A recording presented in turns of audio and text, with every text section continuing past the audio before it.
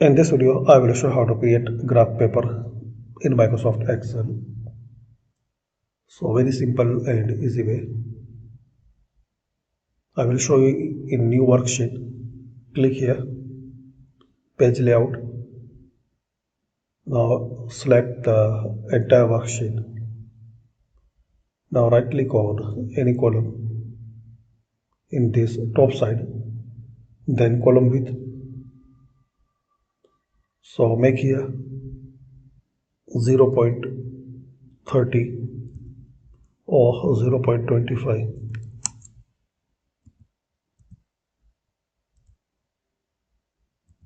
Click on OK. Now right click on any row and row height. So make similar 0.25.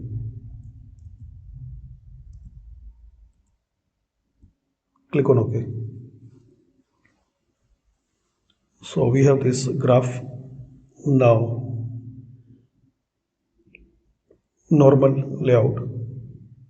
So we can see here now this break line. So select the data like this. And in the font, here is the border, select all borders. Now write the number like 1, 2, 3.